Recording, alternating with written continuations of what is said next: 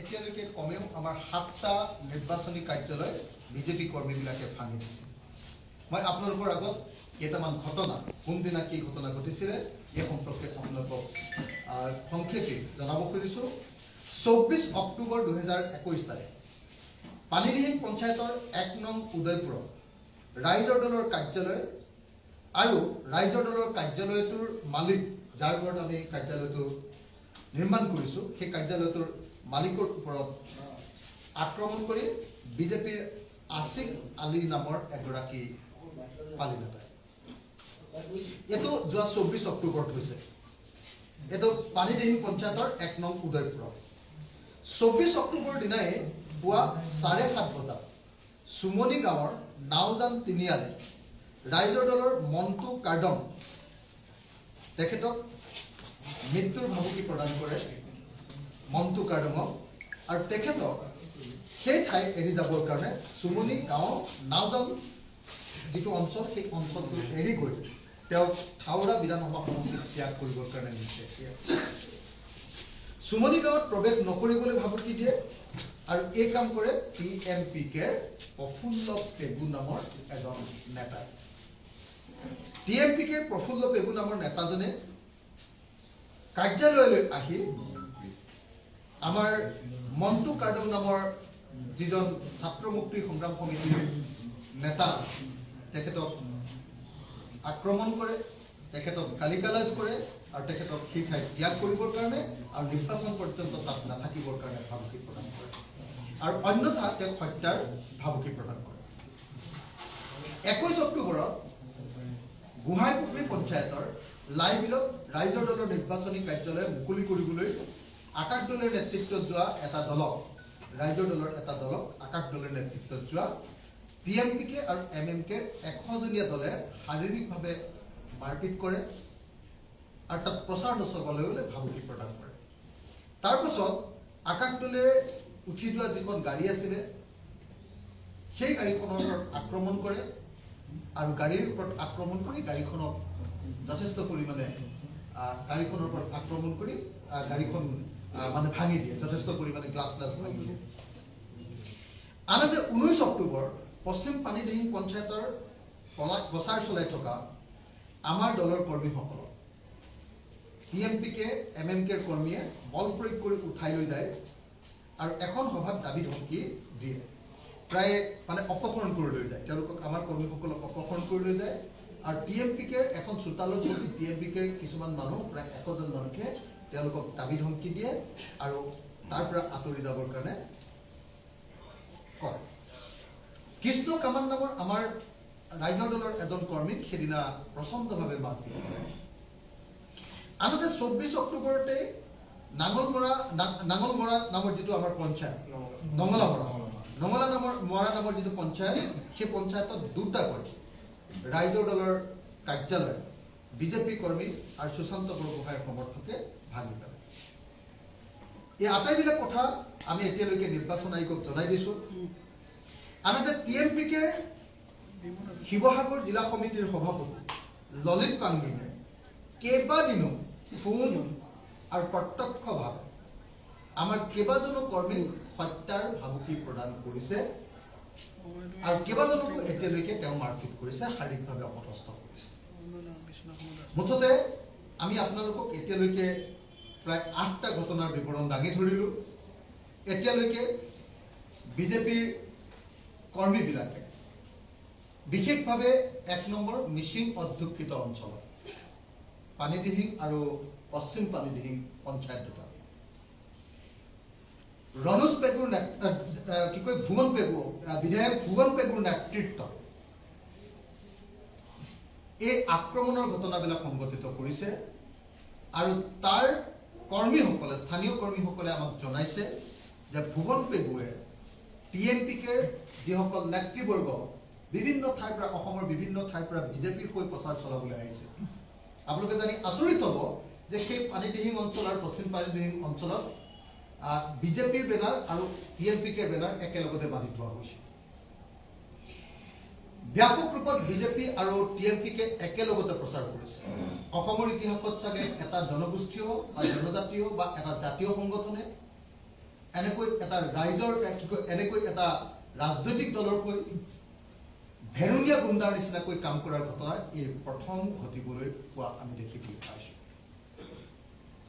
এইটো সমগ্ৰ অসমীয়া জাতিটোৰ কাৰণে এটা অশনি সংকেত, আৰু আমি সেইকাৰণে আহ্বান জনাইছোঁ যে TMPKৰ ভিতৰত যিসকল বিবেকবান নাগৰিক আছে, বিবেকবান যিসকল ব্যক্তি আছে, তেখেতসকলে এনেকৈ এটা ৰাজনৈতিক দলৰ ওচৰত এটা জাতীয় সংগঠনক বিক্ৰী কৰি দিয়া কামটো বন্ধ কৰিব লাগে।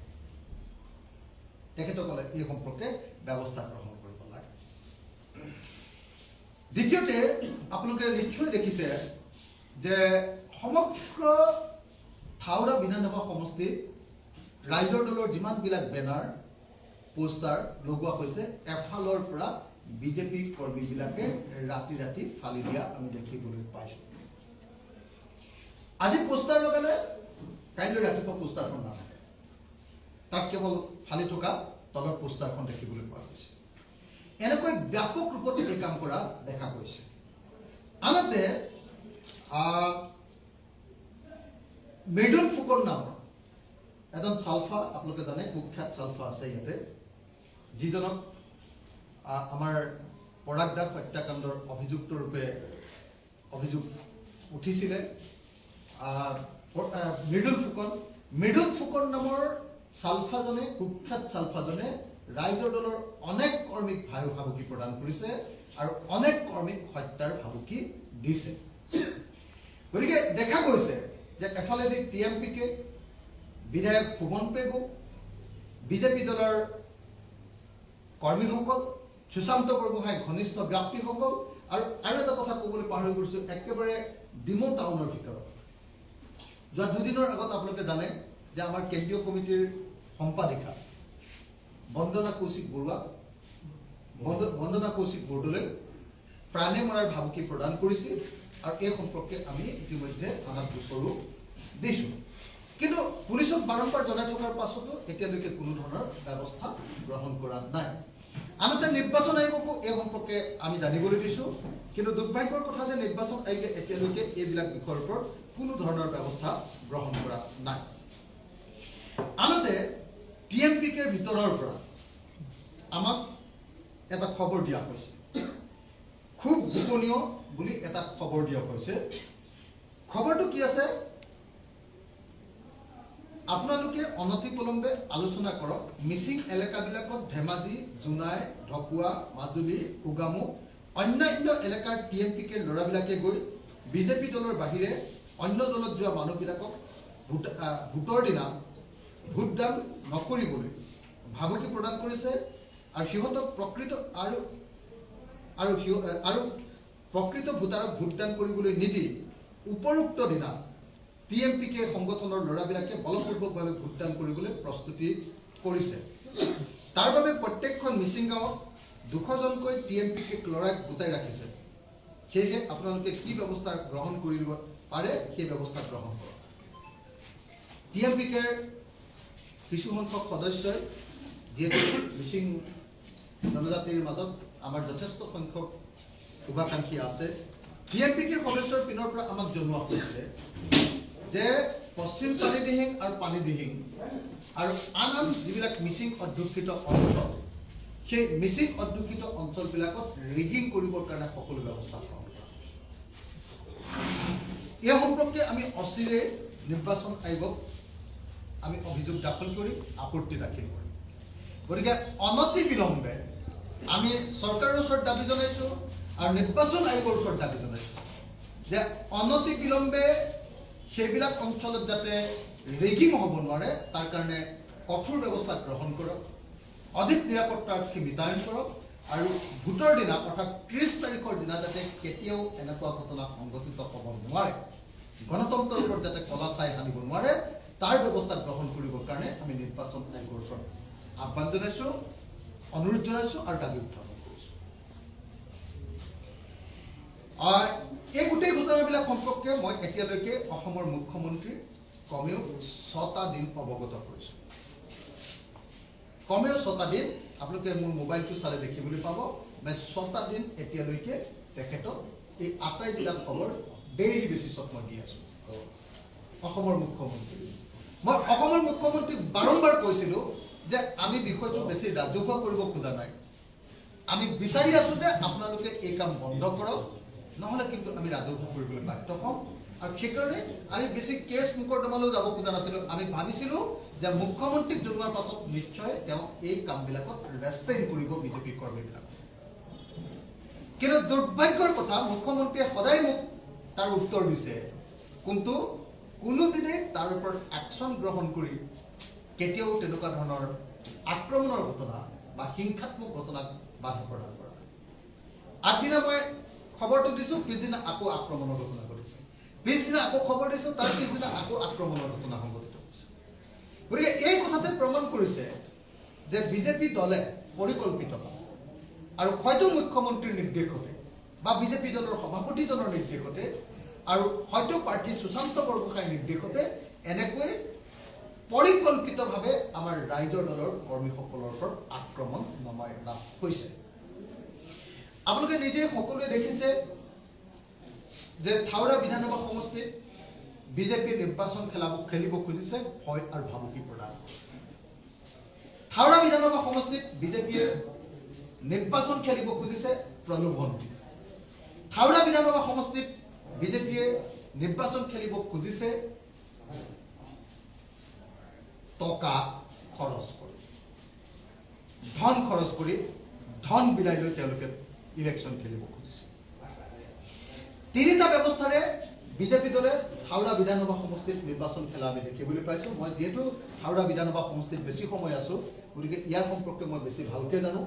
সেইকাৰণে আমি ক'ব খুজিছোঁ যে থাওৰা বিধানসভা সমষ্টিত তিনিটা উপায়েৰে বিজেপিয়ে নিৰ্বাচন খেলিছে।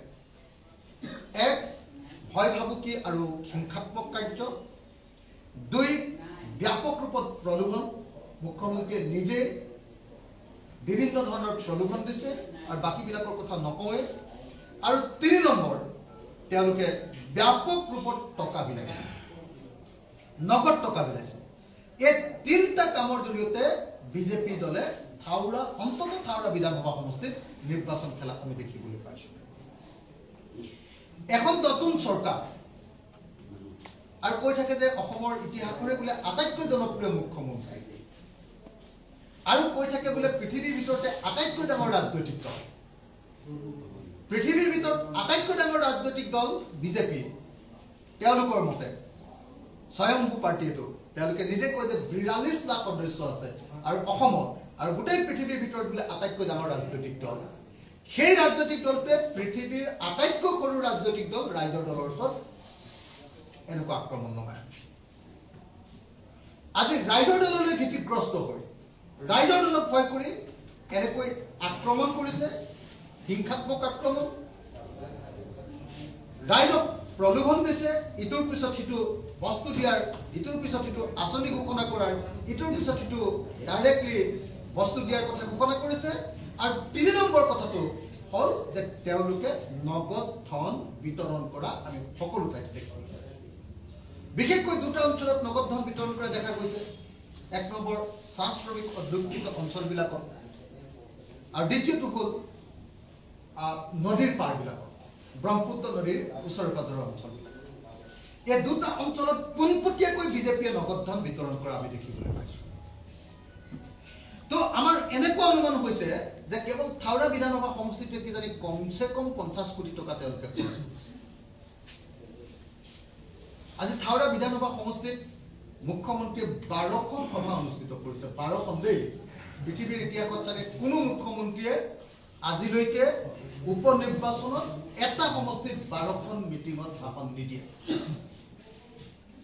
প্ৰাক্তন মুখ্যমন্ত্ৰী নহয়, কিন্তু বাৰম্বাৰ এই ঘটনা সংঘটিত হৈছে। আৰু এতিয়া ডাইৰেক্টলি ভুৱন পেগু, জোনাই বিধায়ক, বিজেপিৰ বিধায়ক ভুৱন পেগুৱে পোনপটীয়াকৈ আমাৰ মানুহক মাৰপিট কৰিছে।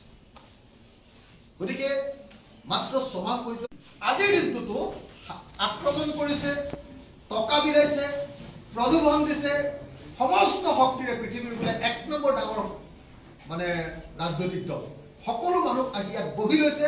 তাৰ পাছতো তেওঁলোক আশ্বস্ত হ'ব পৰা নাই যে ৰাইজৰ দলৰ হাতত সঁচাকৈ তেওঁলোক জিকিব নে নাই, সেইটো ক্ষেত্ৰত তেওঁলোক এতিয়ালৈকে আশ্বস্ত হ'ব পৰা নাই। এই একেটা ঘটনা মৰিয়নি সমষ্টিটো ঘটিছে। মৰিয়নি একেই টকাৰ কাৰবাৰ, মৰিয়নিটো আমাৰ প্ৰাৰ্থীৰ ওপৰত, আমাৰ কৰ্মীৰ ওপৰত আক্ৰমণ কৰা হৈছে, তাতো একেই প্ৰলোভন। এই ঘটনা সংঘটিত হৈছে আৰু এই ঘটনাবিলাকে প্ৰমাণ কৰিছে যে নিৰ্বাচন 30 তাৰিখে অনুষ্ঠিত হ'ব, ৰিজাল্ট 2 তাৰিখে দিব, কিন্তু তাৰ আগতেই ৰাইজৰ দলে নৈতিকভাৱে ইতিমধ্যে বিজেপিক পৰাজিত কৰিছে।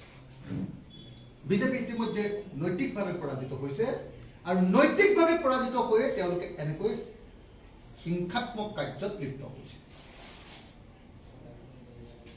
সেইকাৰণে এই মুহূৰ্তত আপোনালোকে দেখিছে যে এইবাৰ বিধানসভাত 3টা বিষয়ে আটাইতকৈ গুৰুত্ব লাভ কৰিছে। 1 নম্বৰ, মৰিয়নি আৰু থাওৰা বিধানসভা সমষ্টিত আটাইতকৈ ডাঙৰ বিষয়টো হ'ল যে সুশান্ত বৰগোহাঁই এজন বিশ্বাসঘাতক, ৰূপজ্যোতি কুৰ্মী এজন বিশ্বাসঘাতক, আৰু জনতাই সিদ্ধান্ত লৈছে যে বিশ্বাসঘাতকক এইবাৰ ভোট নিদিওঁ। যিমানেই তেওঁলোকে চেষ্টা নকৰক লাগিলে, যিমানেই তেওঁলোকে প্ৰলোভন নিদিয়ক লাগিলে, যিমানেই তেওঁলোকে শাৰীৰিক আক্ৰমণ নকৰক লাগিলে, থাওৰা আৰু মৰিয়নিৰ সমষ্টিৰ ৰাইজে ৰূপজ্যোতি কুৰ্মী আৰু সুশান্ত বৰগোহাঁইক হৰুৱাবলৈ সংকল্প লৈছে। এইটো 1 নম্বৰ। দ্বিতীয়তে, গোটেই ভাৰতবৰ্ষ আৰু অসমত যি ব্যাপক ৰূপত মূল্যবৃদ্ধি সংঘটিত কৰিছে, সেই মূল্যবৃদ্ধিৰ কাৰণে ৰাইজ এতিয়া সম্পূৰ্ণৰূপে বিজেপিৰ বিৰুদ্ধে অৱস্থান গ্ৰহণ কৰিছে।